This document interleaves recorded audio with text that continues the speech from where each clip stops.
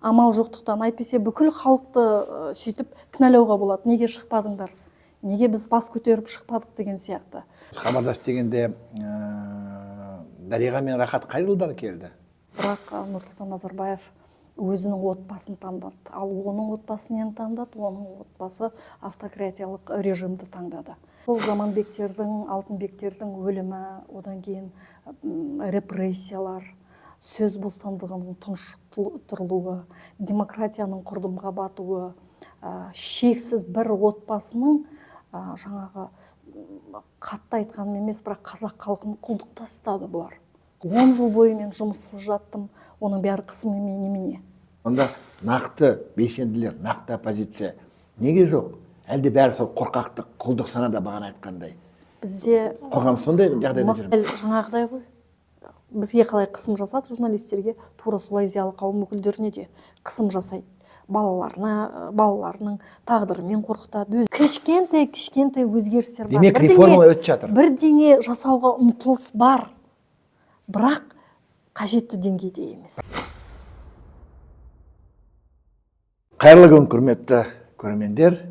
Бүгін біздің қонақта Дина Елгезек, қазақ халқының қайсар қызы, өжет қызы. Дина, сәлеметсіз бе? Саламатсыз. Сіз көп жылдары Хабар телеарнасында жұмыс істедіңіз. Сосын кетіп қалдыңыз. Не себеп болды? Шын айтқанда, Хабар агенттігінде 10 жылдай жұмыс жасадым. 7 күн деген бағдарлама болды, саяси аналитикалық хабар. Сонда жұмыс жасадым 10 жылдай. Ол жерден кетуіме себеп болған саяси көзқарасым, жаңағы биліктің жүргізіп отырған ақпараттық идеологиясы мен менің көзқарасым алшақ болды. Шыны керек, 2008 жылдары Айқын газетінің журналисті бар, Кәмшат Тасболат деген, сол интервью алдық менен. Сол кезде мен жаңағы өзімнің көңілімді түсіріп жүрген көп жайттарды сол интервьюде айттым. Еліміздің даму траекториясы мүлдем басқа жаққа кетіп бара жатқанын, сөз еркіндігінің шектеліп бара жатқандығын, цензураның басым екендігінің көптігін айттым. Сол интервью сол кезеңде сенсациялық деп танылды. Сол интервьюден кейін менің басыма қара бұлт үйірілді деп айтуға болады. Өйткені жаңағы саяси менің көзқарасыммен жаңағы енді естіген болу керек. Елдің басшылығы сол мынау хабарда не істеп жүр дегендей әңгімелер болуы мүмкін. Содан кейін маған жаңағы құқығымды шектеп, қысым көрсетулер болды. Таңертең жұмысқа келем, кешке кетем, айлығым жүріп жатыр, бірақ маған сюжет бермейді. Сөйтіп кеттік қой, бірақ та елдің осындай автократиялық режимнің орнаған кезі ғой, 2008 жыл. Шыны керек, біздің Хабар агенттігінің 99% журналистері, басқа да қызметкерлері мен пікірлері үндес болды деп айта алмаймын. Бірақ айта аламын. Өткен себебі олар шыны керек, біреуі жан бағу керек, екіншісі отбасын бағу керек. Сол себептен жұмыс істей берді. Ал бірақ та біз тәуелсіздіктің тәу өткен сол қалыптасу жылдарын көзімізбен көрген куәгерлеріміз ғой. Еліміздің қалай дамып келе жатқанын жаңағы көзімізбен көрдік, сезіндік жүрегімізбен, қандай саяси процестер болып жатқанының барлығын журналистердің миссиясы ғой. Сол жаңағы Журналистер миссиясы дейсіз. 99% сізді қолдады дейсіз. Үдес болды. Бірақ білесіз ғой, бүкіл халық көріп жүр, хабардегі хабар ойды деп, хабарды көрген, хабарда өмір басқа, реалды өмір басқа деп. Бүкіл халық көріп жүр, хабарды абырой қатты түсіп кетті ғой. Қатты түсіп кетті. Сонда соны істеп отырған журналистер қалай оны істеп отырған? Енді не істейді, автократиялық режимде не істейді? Өзіңіз білесіз ғой, бізде саяси жаңағы бір пікірін айтса, немесе билікке оппонент болған адамдардың тағдыры немен аяқталды? Өзіңіз білесіз ғой. Сол себептен амал жоқтықтан, әйтпесе бүкіл халықты сөйтіп кінәлауға болады. Неге шықпадыңдар? Неге біз бас көтеріп шықпадық деген сияқты. Амал жоқтықтан жүре берді, басқа не істей алады журналистер? Халық бөлек, журналист бөлек қой негізі. Журналист деген жоқ, енді халықтың ішінде өткір ой дегендей, халықтың құқығын қорғау дегендей, сондай емес пе? Сондай идеалмен біз тәрбиелендік қой журфакта. Оныңыз дұрыс.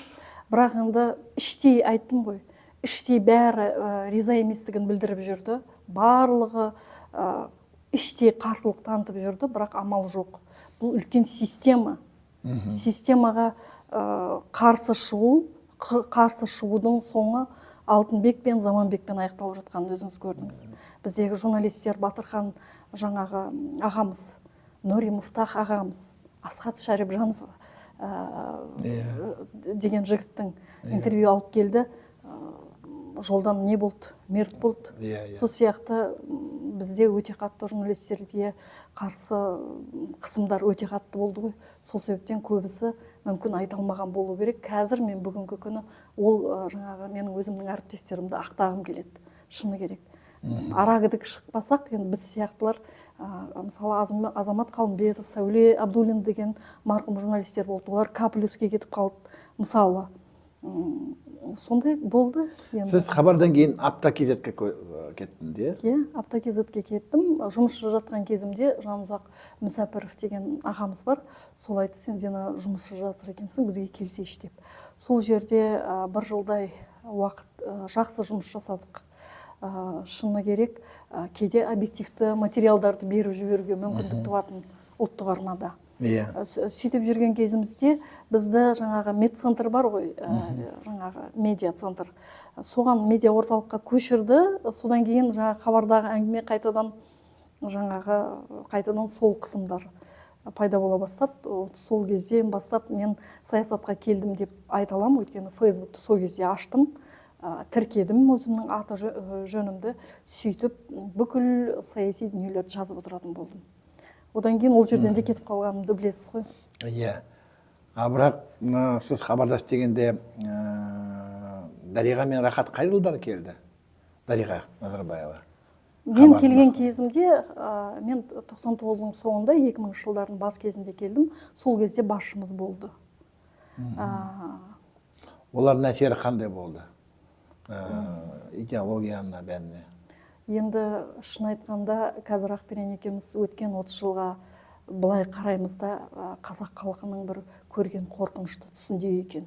Өйткені өзіңіз білесіз, тура сол кезеңдегі жаңағы осы екі Ерлі-Зайыптың қазақ халқына деп айтуға болады, тағдырына әсер еткен бұлар тұлғалар.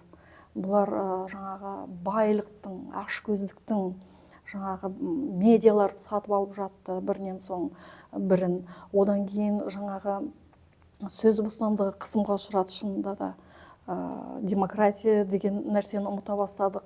Шыны керек, президенттің өзінде екі түрлі таңдау тұрды. Біреу автократиялық апан, екіншісі демократиялық таңдау деген. Бірақ Нұрсұлтан Назарбаев өзінің отбасын таңдады. Ал оның отбасы нені таңдады? Оның отбасы автократиялық режимді таңдады. Өзіңіз білесіз. Одан кейінгі болып өткен небір сұмдық тарих. Назарбаевқа келеміз.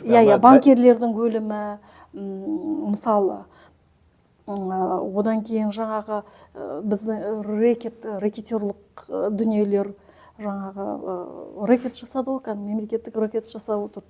Ана жерде бүкіл мемлекеттің рейдерлік жасап отырды. Одан кейін жаңағы мемлекетке төңкеріс жасамақ болған ниетпенен анандай дүниелерді ұйымдастырды. Енді осыдан қазақ біз сабақ алуымыз керек. Олардың дүниелері, өмірлері немен басталды, немен аяқталды. Олардың балаларының тағдыры не болды? Өздерінің тағдыры нешік болды? Яғни балаларына жаңағы шексіз билік беру арқылы олар Назарбаевтың өзінің соңғы тағдыры немен аяқталып жатыр. Сол кезде сіз хабардас деген кезде Асар партиясы пайда болды. Иә, Асар партиясы пайда болды.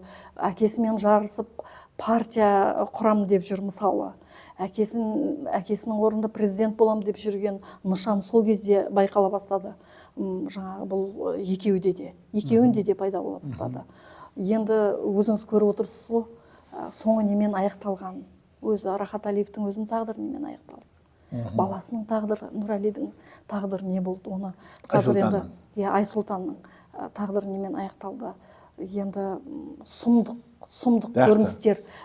Кеше Конституцияда келген президент мемлекетімізге басшы болып келген президент өзінің отбасын мемлекеттік қызметке әкелмеуі деген дүниелер осы отбасынан кейінгі туындаған дүние.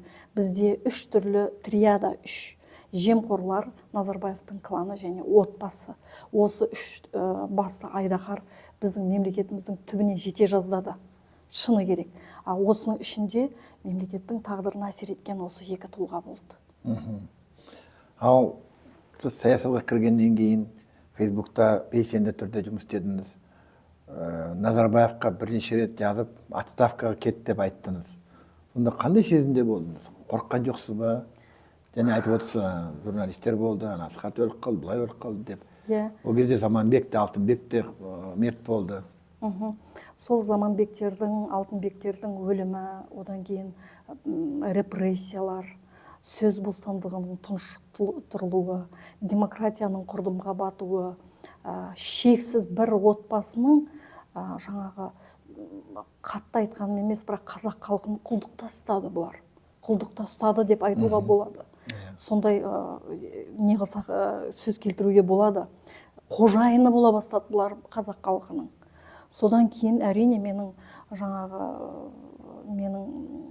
өзімнің жаңағы әкенің берген тәрбиесі мүмкін болар. Әкемде саяси партияның, Азат партиясының тең төрағасы болды кезінде. Сондай бір қайраткерлікке, біздің еліміз, тіліміз деген сияқты бір патриоттық сезімдерге тәрбиелеген болатын біздің үйде. Пианино тартамын, мен сол кезде жаңағы анау қазақтың гимні болып есептелді.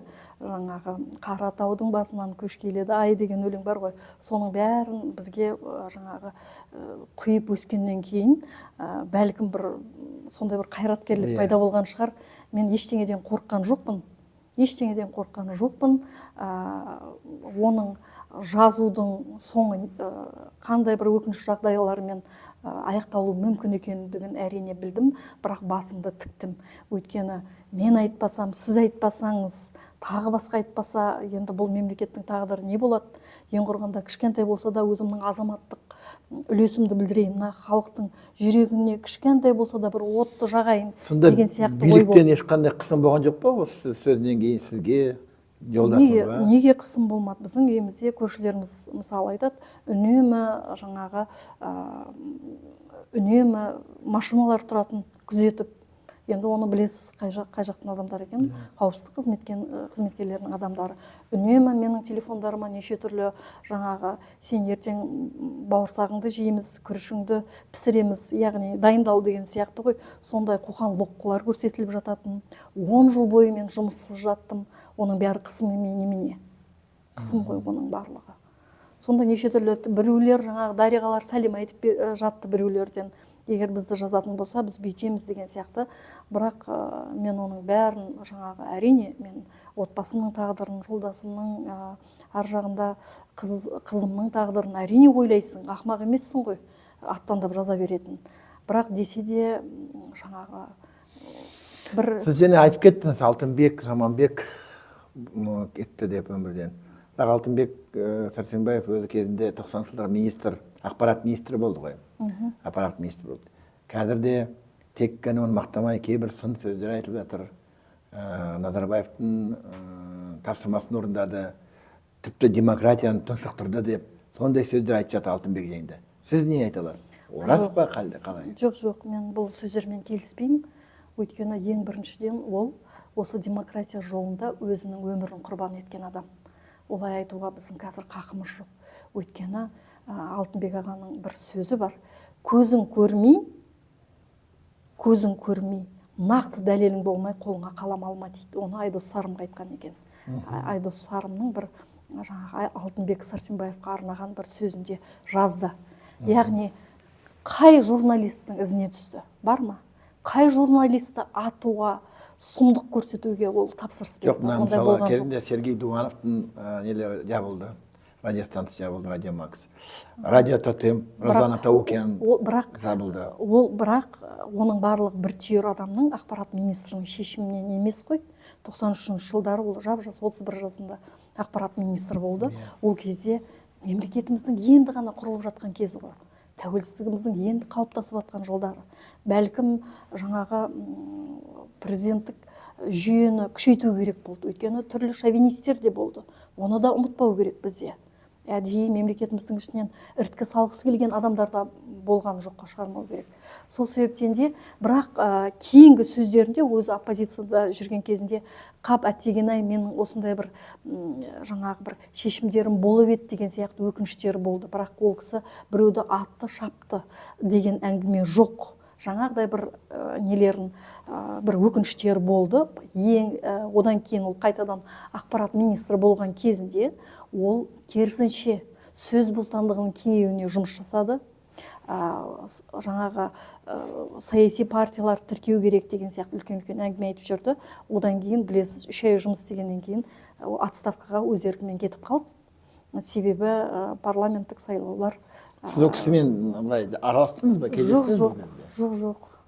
Кездескен жоқпын, бірақ енді сөздерін жаңағы оқып сөйтіп жүрген. Онда қазіргі жағдайды білесіз. Бірақ Қазақстанда оппозиция жайында неше түрлі пікірлер бар. Сіз өзіңіз қандай? Оппозиция бар ма, жоқ па? Бар болса, неге сонда әлсіз? Неге ол, мысалы, мен өзім саясат зерттеп жүрген адаммын. Кітапты жинаймын, сонда соңғы 10-15 жыл Алматыдағы митингтер болады ғой. Сонда барып, фотоға түсірем, қарайым. Сосын қарасам, бір 5-15-20 журналистер жүреді. Мүмкін мына кін адамдар жүреді шығар ішінде арасында. Сонда қатысқан белсенділердің саны 50-70, кейде 100 адам. Сол кейде 200 адам деп ана Сарыарқан артында, мына Алиханов алаңында болып тұрады. Сонда жылдан жылға сол жартысы кейбір пенсионерлер, зейнеткерлер, шалдар, апалар келген қалап тұрған. Онда нақты белсенділер, нақты оппозиция неге жоқ? Әлде бәрі сол қорқақтық, құлдық санада бағана айтқандай. Бізде қоғам сондай жағдайда жүр ме? Мықты оппозиция болды. Өте мықты оппозиция болды деп айта аламын. Мысалы, жас түріктер кешегі, Болат Әбілов, жаңағы Оразжан Досов, осы Алтынбек Сәрсенбаевтар қандай сол кезде халық іздерінен ерді, ықпалы өте күшті болып келе жатты. Бірақ жаңағы әңгіме ғой. Оларды атты, оларды сатты. Кәдімгідей жаңағы ұлттық қауіпсіздік қызметі оларға қарсы жаңағы бүкіл биліктің аппаратымен жұмыс істеді. Екі адамды жаңағы әдейі жаңағы адам туралы неше түрлі жаңағы өтірік сөздер айтады. Ойбай, мынаның адам екен, мынандай қылып жүр екен деген сияқты өтірік әңгімелерді іріткі салады қазақтың ортасына, халықтың ортасына. Іріткі салады, ақыры құртты ғой сөйтіп жүріп. Ал бүгінгі күні қалай оппозиция жоқ деп айта аламыз? Кешегі Оян Қазақ ше, Ингалар ше, Жанболат Мамайлар ше, Әсем Жапишевалар ше. Олар оппозиция. Олар шықса, жастар шықса, неше түрлі нәрсе жасап жатыр ғой. Бірінен соң бірін қамап жатыр. Марат Жыланбаев әнеке жатыр, Думан Махамбет-Кәрім жатыр.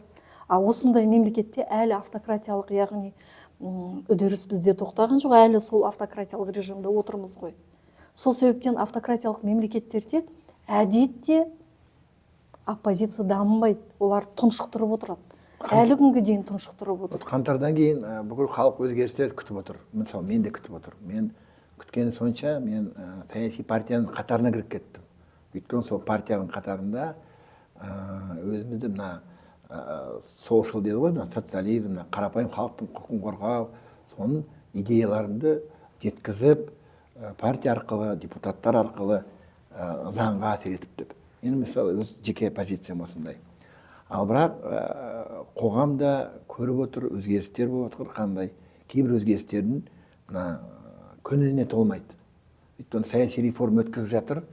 Мысалы, әкімдер де сайланып жатыр, аудандық әкімдер де, мәжіліске де сайлау өтті. Бірақ халқыда көңілі толмай жүр. Сол депутатқа өткен Ермұрат Бапи болды, оппозициядан байқарғанда да. Басқа адамдар сайланған, бәрі өте алмады. Ол себеп неде деп ойлайсыз? Себеп саяси модернизацияның имитациясын жасайды бұл кісілер. Қазіргі билік. Я деп айтқысып қояды, Назарбаев кезеңінде андай болды, Нұрқаділовке ескерткіш орнатамыз дейді. Ал бірақ ертең менің күнім не болады деп ойланбайды. Ертең мысалы тура солай Думан Мұхаммедкәрімге келесі ұрпақ, келесі жаңағы биліктің тұсында сөйтіп ескерткіш орнатпасына кім кепіл? Оның барлығы мысалы президенттік сайлау саяси бәсекесіз өтті ме? Өтті. Парламенттік сайлау, мен өзім осы Алматы қаласында тәуелсіз үміткерлер альянсын құрдым, блогын. Сол кезде бәрін жинадым, айттым, келіңіздер, біз көрейік. Мына кісілер бізге уәде беріп жатыр ғой. Енді өзіміз көрейік, диваннан тұрайық та көрейік. Қалай екен, шынайы ма екен, өтірік пе екен? Өтірік екенін байқалып қалды. Өйткені себебі жаңағы мықты жігіттер бар ғой. Мен өзім Санжар Боқаевтың ішінде бір түйір қызымыз болды, Арайлым бір түйір қыз деп, енді сол үшін Арайлым Назардың учаскесінде болдым. Бізде бақылаушылар жаңағы 2019-дағы сайлаудан кейін өте мықты бақылаушылар қалыптасты, армиясы. Біз салып отырдық. Әрбір неден, мысалы, біздің участок бойынша Санжар Боқаев жетіп тұрды, жеңіске жетіп тұрды. Сол сияқты, яғни әділетсіз сайлаулар болды. Билікті сынағандардың бәрі қайтадан сол процесстер жүріп жатыр. Сол себептен әрине халықтың көңілі қалады. Менің өзім қаңтардан кейін қатты үміт күттім. Өйткені бұл кісі өте дипломат адам, мықты адам, зиялы адам, зиялы адамның баласы. Бұл кісіден ертең жаңағы бірнеше тілді меңгерген, бұрынғылар сауатсыз болды, бұрынғыларда деңгей болған жоқ. Бұл кісіде бәрі бар деп үміт еттім. Бірақ өкінішке орай дәл қазіргі кезге дейін бір жаңағы керемет болып кететіндей ешқандай сізге осындай сұрақ сұрайын. Сіз оппозиция бар дейсіз, адамдарды айтып жатырсыз, мен түсінемін, бәрін оқимын мен де бәрін. Бірақ саясат деген ол нәтижесіне қарайды ғой. Былай қарасақ, Қазақстанда нәтижеге жеткен бір қана адам бар ғой, ол Нұрсұлтан Назарбаев. Ол қолынан нәтижеге жеткеннен соңы немен аяқталды? Сонымен немен аяқталды? Ойлаңызшы. Әлде жағдайда бүкіл халық лағнет айтып жатыр. Мен мысалы қазір соңғы кезде Фейсбукқа жазбайтын да болдым ол кісіні. Өйткені ол тарихтан, уақыттан, халықтан жеңілген адам. Қазір осы халықтың бүйтіп шығуға беті жоқ, былайынша айтқанда. Абыройсыз адам. Абыройсыз кетті. Ол кезінде Ли Куан Ю болғысы келді. Махатхир болғысы келді. Ататүрік болғысы келді. Бірақ бола алды ма? Халық қабылдады ма? Қалай аяқталды? Мен сізді түсініп тұрмын, және қолдап тұрмын. Мен тұрағым нәтижесіне дұрыс айтасыз, оппозицияның. Менің ойымша оппозиция әлде бір партия құралмай жүр. Партия тіркілмесе де реалды үлкен күш болып бірікпей жүр. Біріксе, бір-бірін іріткі салып бытырап кетеді. Демек, олардың ішінде бір-бірін біріктіретін, бір-бірін келісетін ақыл ма, күш пе, бір даналық па жетпей тұр ма? Неге Болат Абилов келеді саясатқа, біраздан кетіп қалады. Сосын қайтадан біздің таңдауды келеді, бір жылдан кейін айтады, жоқ, мен саясатқа қайтадан кеттім дейді. Осы оппозиция ма? Сонда адамдар біріксе, енді өзінің өмірін саясатқа салдым, до конца жүрем, халықсын күресем деп. Ондай адамдар болды ғой. Жасаралы Қуанышәлин өмірін арнамады ма? Арнады. Қалай айта аламыз, Жасаралы Қуанышәлинді ол өмірінің соңына дейін күресумен өтті. Ақиқатпен өтті ол кісінің өмірі. Ал бірақ бәрібірде азаматтық қоғам қалыптасу керек. Ұлттық сана өзгеру керек. Дұрыс айтасыз. Жалғыз жаңағы ингалар, сіз басқа емес. Күллі халықтың мынау менің елім ғой, менің мемлекетім ғой. Ертең 30 жылғы мінеке үндемей өттік, не болды? Ертең менің тағдырым, менің балаларымның тағдыры не болады? Деген сияқты әрбір азаматтың бойында сондай бір сезімдер болу керек. Жалғыз ғана жаңағы журналист немесе күрескерлер ғана емес. Сосын ұлттық буржуазия қалыптасу керек. Ұлттық буржуазия керек біздің мемлекетке. Олар жаңағы бізде ұлттық буржуазияны тұншықтырды ғой, шыны керек. Қай жерден кімге ақша салып отыр, тауып алып, сол мезетте бизнесін құртып сөйтті ғой. Сол себептен бизнесмендердің өзі жаңағы қолдауға қорқады. Сондай енді автократиялық режимнің әбден соққысын көріп қалған мемлекетпіз ғой біз деген халықпыз. Сондай бір әсерлер болып тұр. Сол себептен мен ойлаймын, мен бұлай өте береді дегенге сенбеймін. Кеше қаңтар шықты ғой халық. Басып тастады тағы да. Соның бәрі внутри элиталық қақтығыс деп айта алмаймыз. Оның ішінде біздің теңдігіміз, біздің байлығымыз, бірнеше сценарий болып кетті. Соның ішінде халық шықты ғой. Өйткені не үшін шықты? 240 адам не үшін құрбан болды? Енді зиялы қауым туралы сөйлессек. Совет заманда интеллигенция деді ғой. Интеллигенция халықтың былай тұзы дейді ме, халықтың мұнын жеткізетін адамдар деп саналған. Және интеллигенция әрбір билікке қарсы. Коммунистер болса коммунистерге қарсы, қазір болса қазіргі билікке қарсы. Өйткені ол халықтың құқығын қорғайды деген ой бар. Бірақ совет заманда да жазушылар өзінің пәтерлерін алып, премиясын алып, кітаптар шығады, соған сатылып кеткен халық үшін дауыс көтеретін біраз адам ғана болды. Аз болды. Егемендік алдықта Шерхан мен Мұхтар Шахановтан басқа ешкімнің дауысы шықпады. Шерхан аға ғана тік айтқан. Мұхтар Шаханов тіл мәселесіндағы арал желтоқсан мәселе көтерген. Ал басқа зиялы қауымның аты да естілмейді. Ренжімесін неше түрлі ағалар. Кітаптар шығып жүр бәрібір. Бірақ талантты жазушы болған ол бір нәрсе. Ал нағыз азамат болу ол екінші нәрсе болып тұр ғой. Осы зиялы қауымнан халық азаматтықты күтіп тұрады ғой. Неге осы зиялы қауым сондай бізде? Енді Ленин кезінде айтқан ғой, шірік интеллигенция деп. Енді шыны керек, бізде бүкілін осы зиялы қауым өкілдерінің барлығы бірдей сатқын деп айтуға болмайды. Өйткені оның ішінде, мысалы, Арун Атабек болды. Өмірі түрмеден өліп шықты деуге болады. Ол ақын, мысалы. Болат Атабаевты қалай біз ұмытамыз. Болат Атабаев та режиссер адам, зиялы қауымның өкілі. Шетке кетіп қалды сонан кейін. Мұхтар Мағауин шетке кетіп қалған. Ол да айтып отырды. Мысалы, мүлдем жоқ деп айтуға болмайды. Бар күрескерлер бар, бірақ өкінішке орай жаңағы оларды дәл жаңағыдай ғой. Бізге қалай қысым жасады журналистерге, тура солай зиялы қауым өкілдеріне де қысым жасайды. Балаларының тағдырымен қорқытады, өздерін қорқытады. Жаңа өткенде кім айтты ғой? Амангелді Шардарбаев. Мемлекет басшысы, өзіңіз ойлаңызшы, мемлекет басшысы ұлттық қауіпсіздік қызметкерін, басшысын өзінің баласымен қорқытып отырды. Бұл деген нонсенс жағдай ғой. Біз үшін қалыпты жағдай. Басқа мемлекетте, өркениетті елдерде бұл үшін жаңағы үлкен шу болып жатады соңы. Бұл деген үлкен айғай болады. Қоғам қарсы шығады. Біз оны қалыпты. Отставкаға кетеді. Енді отставкаға кетіп қалған адам ғой, бірақ түрмеге жабылуын талап етеді. Біз енді сол себептен зиялы қауым өкілдерінің барлығын кінәлауға болмайды. Жаңағыдай адамдар, қайраткерлер шықты. Бірақ ішінде, енді бұл өмір ғой, ішінде бар, сатқындар да болды, үндемейтіндер де болды ішінде. Бірақ бәрібірде зиялы қауым өкілдері бұл бәрібір біздің ұлтымыздың қаймақтары ғой.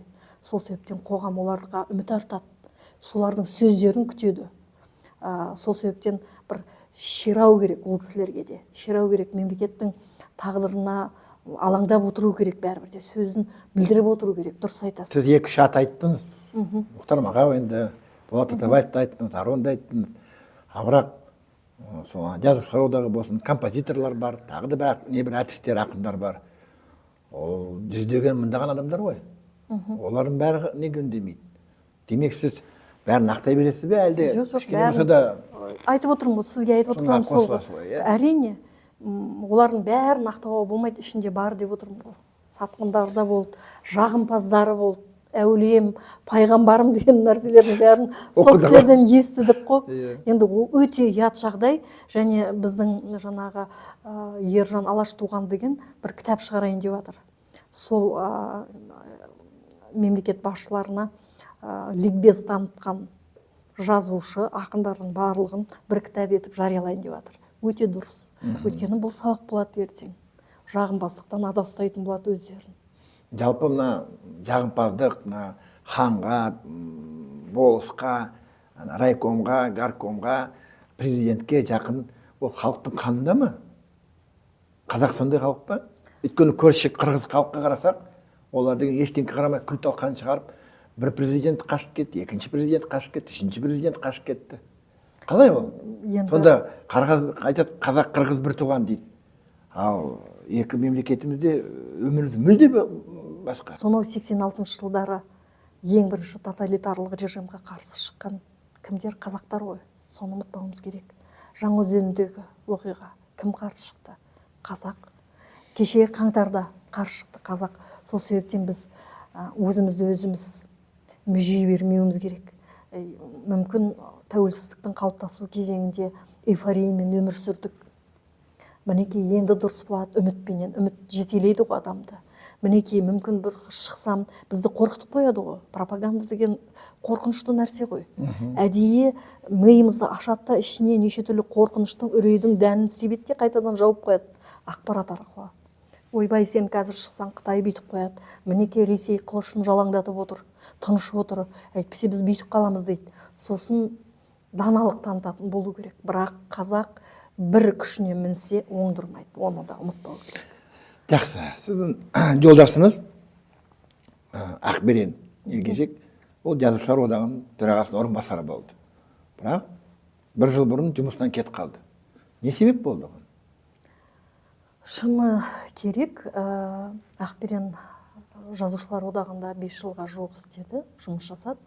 Біріншіден, жазушылар одағы үкіметтік емес ұйым, бюджеттен қаржыландырмайды. 60 миллион қарызбен банкротқа түсіп отқан ұйымды Ақберен алды. Содан құтылғызды біріншіден. 5 жыл бойы ішінде қаңтар болып кетті, біраз уақытысын алды. Одан кейін жаңағы вирус, коронавирус, ковид болды. Сол кезде бір жылға жуық уақыттары кетіп қалды. Шыны керек, сондай бір екі біздің тағдырымызда бір үлкен теріс ықпал еткен кезең болды. Сол кезең тура осылардың жетекшілік ететін кезеңдерінде болды деп айту керек. Бірақ соған қарамастан Ақберендер ай сайын 10 миллион теңгені тауып беріп отыру керек. Түрлі жобалар жазды, жаңағы Ақберенді көптеген. Жазушылар одағы қайдан ақша табады? Грант ала ма, спонсор іздей ме? Қалай? Спонсорды іздемейді, олар жоба жазады неше түрлі. Сосын анаған ұсынады барып. Оны алады, оны дәлелдейді. Оны министрлікке береді. Әртүрлі әкімшіліктерге береді. Біз мысалы жаңағы аймақтық бір жаңағы шығармалар жазу жөнінде мысалы ол біріншіден анау алып отқан әдебиетшіге де пайдалы, екіншіден мына одақты да асырайды. Сөйтіп жан бағып келді ғой бұлар. Неге мемлекетке көмектеспейді? Совет заманында, мысалы кеңес заманында жазушылар одағы бәрі атақты, лауазымды, халық жазушы, тіпті саяжайлары бөлек болатын, бәрі керемет болады. Неге қазір егемендік алғаннан кейін Қазақстан мемлекетімізге, егемен мемлекетімізге жазушылар керек емес пе? Жазушылар керек қой. Бірақ біздің 30 жылдық билік жазушы, ақын, өнер адамдарын шын айтқанда сондай деңгейге лақтырды ғой. Өз күнін өзі көрсін, өзі бүйтсін деген сияқты. Әйтпесе мұндай ұйымдар Америкада да бар, мысалы ассоциациялар бар, гильдиялар бар. Қытайда бар, мысалы Қытайда өнер адамдарын қалай жаңағы не қылады, қолдайды. Ай сайын мысалы суретшісің ба, ақынсың ба, сен керемет шығармалар жаздың ба, алып отырасың өзіңнің, айлығыңды алып отырасың. Бұл жерде жазушылар мысалы әдеби түрлі Ақберен әдебиет академиясын құрайық. Гонорарный системаға өткізейік деп неше түрлі ұсыныстар жасады жоғары жаққа. Бірақ қаржы болмағаннан кейін өкінішке орай жаңағы енді солай болды енді. Ақберен шыны керек үкіметтік емес ұйым, жазушылар одағы, ол жерге келген кезінде 60 миллион банкроттық жаңағы минуста тұрған ұйым еді. Соның бәрін жапты. не деген салықтар тұрды, соның бәрін жапты.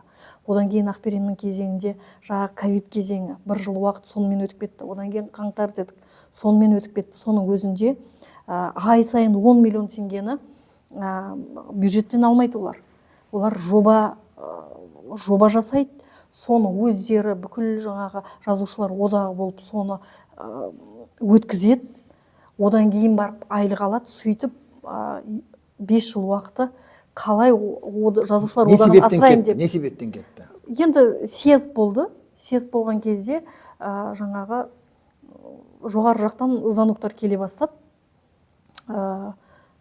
Кетуің керек, бұл мемлекеттік машина, ертең сен қарсы шықсаң бүйтесің, сөйтесің деген сияқты. Сосын айттым, мен сендердің спектакльдеріңе қатыспаймын. Мен кетем, жақсы деді. Ол съезден бұрын кетіп қалды. Съезден бұрын кетіп қалды. Бірақ ол кеткенмен де жаңағы аттандап, мен оппозициямен, мінекей әйеліме қосыламын деп кетіп қалған жоқ. Немесе жылап, күңіреніп үйде өйтіп жатқан жоқ. Ол 35 кітап шығарды қазір. Алтын жаңағы қорын, 100 томдық әртүрлі мықты жаңағы әдебиетшілердің, ақындардың үлкен дүниесін жасап жатыр қазір. Сөйтіп үлкен жұмыстарын жасап жатыр. Жақсы. Азаматтық қоғамда сау, таза адам, күштер бар ма осы? Өйткені НПО дейді ғой. Біраз НПО-лар шетелден грант алады. Олар деді, олар шетелге жұмыс істейді. Біраз НПО-лар әкімшіліктен, министрліктен грант алады. Олар содан ақша алып отырып, оларға қарсы істей алмайды. Сонда шетелге де тәуелді, билікке де тәуелді емес. Жалпы өз ойын еркін айтатын азаматтық қоғамда күштер бар ма? Түсініңіз, өйткені сіз оқысаңыз көресіз ғой. Мына айтпай ақ аттарын. Мына YouTube канал, мыналар Соросқа істейді, мынадан ақша алып отыр деп, оларды сөйтіп кінәлайды. Мыналар айтады, мынау әкімшіліктің әнін айтып отыр деп, оларды кінәлайды. Ал сонда еркін, өз ешкімнен ақша алмай, жалпы өз ұятына ғана сүйеніп, халыққа қызмет еткен адамдар бар ма? Азаматтық қоғамда. Сондай саяси күрескерлікпен айналса, барлық жағынан тежеп тастайды. Жұмыстан шығарады, қудалайды, репрессияға ұшыратады. Өзіңіз білесіз ғой. Енді олар басқа жер қамтамасыз етпесе, ақшаменен кімнен ақша алады? Ұлттық буржуазия мінекей өз күндері пайда болды деп андасында қуанып қоямыз. Бірақ ол да жоқ қой. Сонда бізде осы тәуелсіз президенттің оппоненттері қалай пайда болады? Егерде бізде мысалы лупаменен андып, мысалы Мұхаммед Кәрімді жала жауып жатыр ғой қазір. Әблязовтан ақша алған деп. Мен ол жігітті өте жақсы білемін. Бұрын әріптесім болды. Оның қалтасында 1 теңге ақшасы жоқ. Таза адам ғой. Таза адам қазір қайда жатыр? Түрмеде жатыр. Сол себептен сол табиғи болатын жүйеде болатын табиғи процестер қолдан тежейді.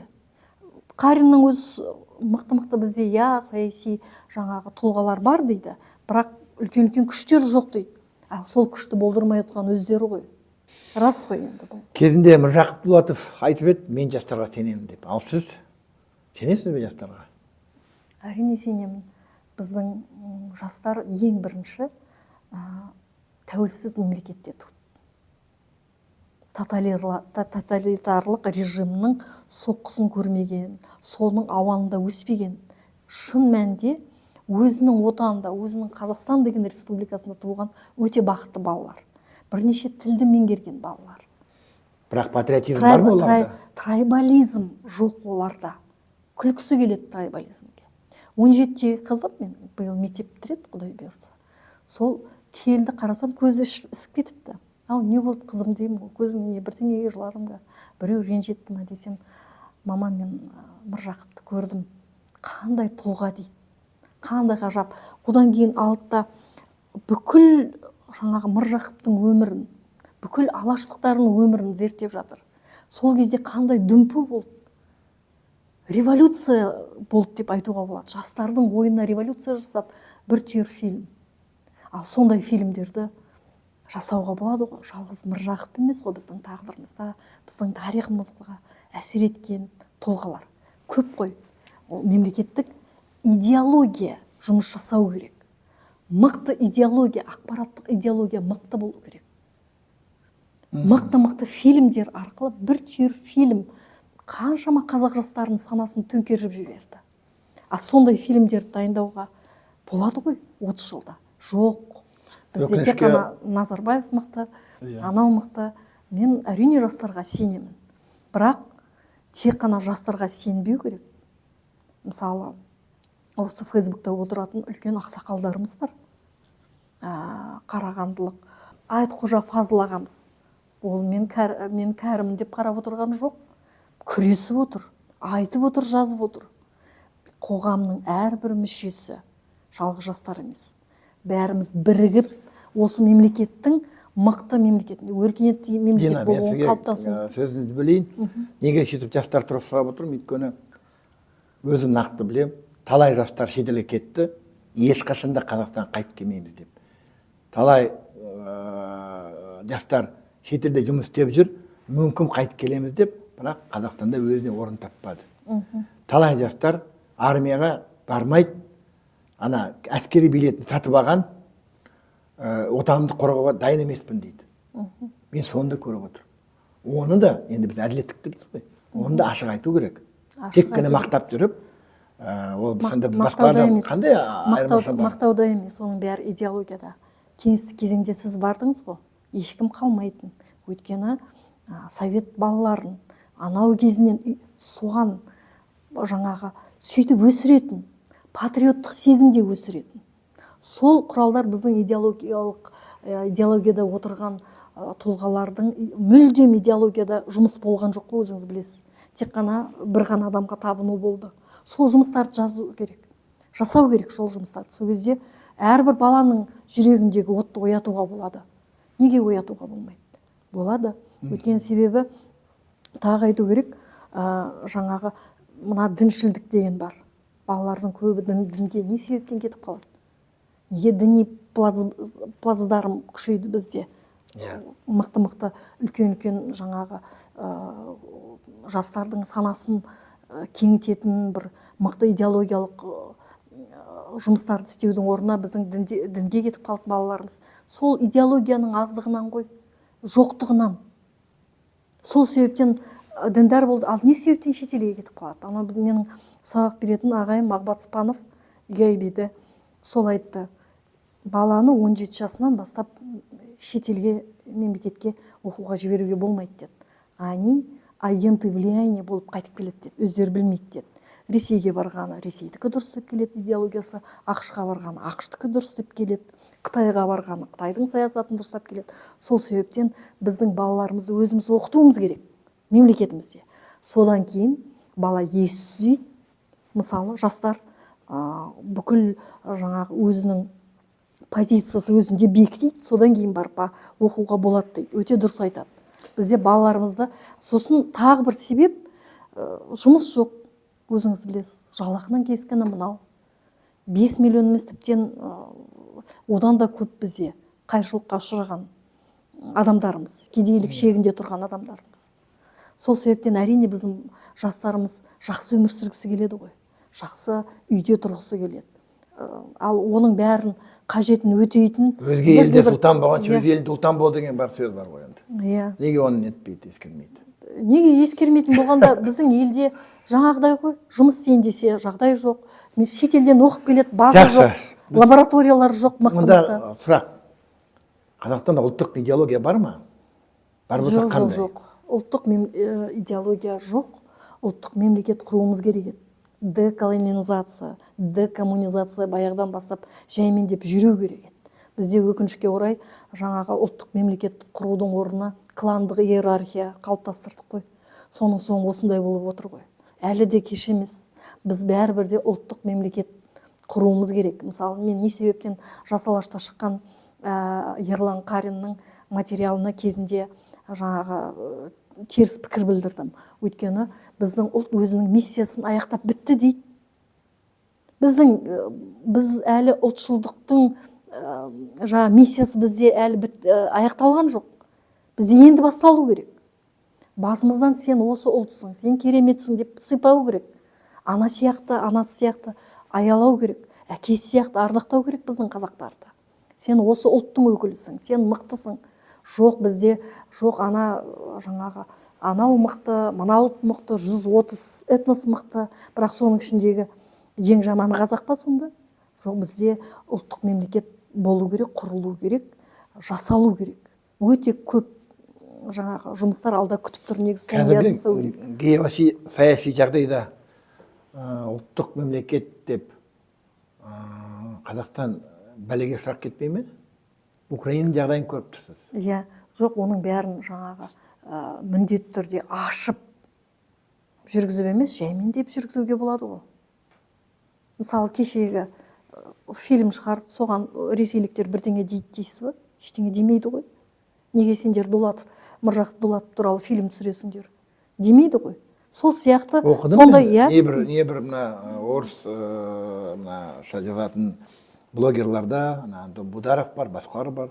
Ол Міржақып Дулатов туралы сериал туралы кәдімгі біраз сыни пікірлерді естідім. Сыни пікірлер айта берсін. Біздің мемлекет өзінің ұлттық идеологиясын жасау керек бәрібір. Бәрібір кемшін. Бұл жұмыстар баяғыда 91-де жасалуы керек еді. Өкінішке орай жасалып келе жатты ғой жаймен деп.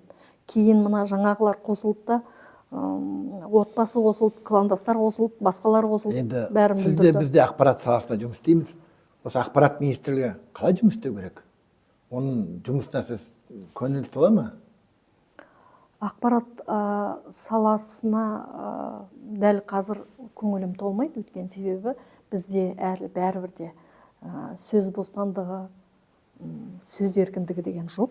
Неге жоқ? Біз сізбен сөйлесіп отырмыз. Ертең видео эфирға шығады. Иә, сіз мемлекеттік бақ емессіз ғой, бірақ сіз YouTube каналсыз жекелеген азаматтар шыға алады. Бірақ егеменде хабар агенттігінде мысалы 162 адам кім? Мысалы Қазақстанның байлығын қолында ұстап отырған сондай тәуелсіз журналистік зерттеулер бар ма? Жоқ. Қаңтар оқиғасына байланысты тәуелсіз тергеулер, жаңағы журналистік зерттеулер бар ма? Жоқ. Онда қайдағы сөз еркіндігі? Демек, цензура бар дейсіз. Цензура әлі бар, әрине бар. Мемлекеттік телеканалдарда ма? Мемлекет телеканалдар, газеттерде бар цензура. YouTube каналдарға енді не істей алады енді олар? Сатып алады блогерларды. Қатты кеткендерін Анеке Думанды тағы да мысалға келтіріп отырмын. Енді қатты кеткендерін бәрі жауып тастап жатыр ғой. Сол себептен мемлекетте әлі цензура бар. Ол жерге бірден айтайын, принцип Питера деген бар. 60-шы жылдар шыққан канадалық жаңағы ғалым ғой.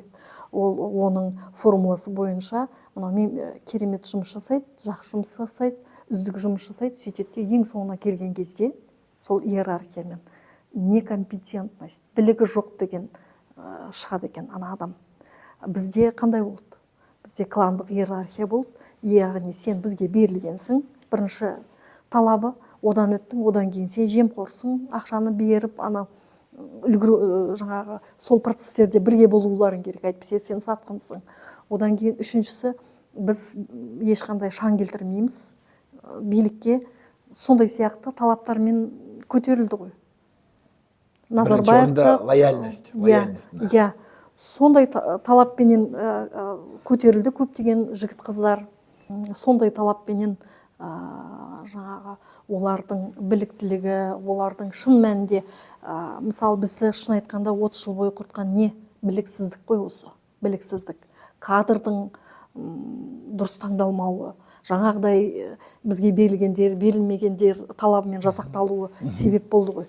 Сол себептен де өкінішке орай әлі күнге дейін ақпарат саласында мысалы Абаев істеді, жаңағы Жұмағалиев істеді, Асқар Жұмағалиев, кімнің? Ол да Назарбаевтың жерлесі, Қайрат Мәмидің күйеу баласы. Енді мен ойлаймын, білікті, білімді, деңгейлі, ол аппараттың ойындарын олар 5-6 айда меңгеріп кетеді. Ал бізде мықты-мықты қыз-жігіттер бар ғой, басқаруға лайық. Солар келіп реформатор керек бізге. Ақпараттық қауіпсіздік деген болады. өте маңызды біздің дәл қазіргі кезеңде еліміз үшін, мемлекетіміз үшін.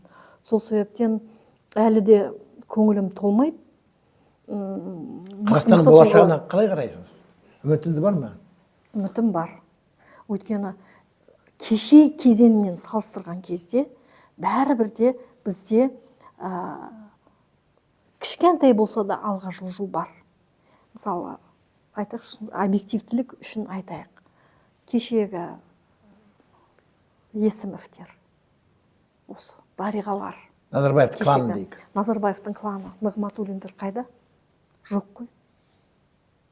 Демек өзгерістер бар. Демек кішкентай өзгерістер бар. Демек реформа өтіп жатыр. Бірдеңе жасауға ұмтылыс бар. Бірақ қажетті деңгейде емес. Бірақ күрес, ескі Қазақстанның күресі де бар. Ескі Қазақстанның да күресі болуы мүмкін. Ескі Қазақстанның күресі болмау үшін бәрібір де иллюстрация керек. Кадр саясатында өзгерістер керек. Өзінің командасын құру керек деп қояды. Жақсы. 5 жыл бойы енді өзінің командасын жасақтауға болатын еді, мына 2 жылда. Енді бұрынғы арбамен жүріп қалғандар жаңа рельспен жүре алмайды ғой. Ескі пойыз жаңа рельспен жүре ала ма? Жүре алмайды. Сол себептен мүмкін ауыр болар, қиын болар, тіпті қауіпті болар, бірақ бізге иллюстрация керек. Демек саяси ерлік керек. Түбінде сол. Саяси ерлік керек. Әлі де кішкентай жылтылдаған үміт жоқ емес. Жақсы. Сізге көп рахмет. Уақытта келіп қалды. Ал құрметті көрермендер, осы видеоның дұрыстап қараңыз, комментарий жазыңыз, таратыңыз. Енді лайк қоссаңыз тіпті рахмет. Аман сау болыңыз. Болашағымыздан үмітті үзбейік, сенейік оған, бірге барайық онда. Сау болыңыз. Рахмет. Рахмет.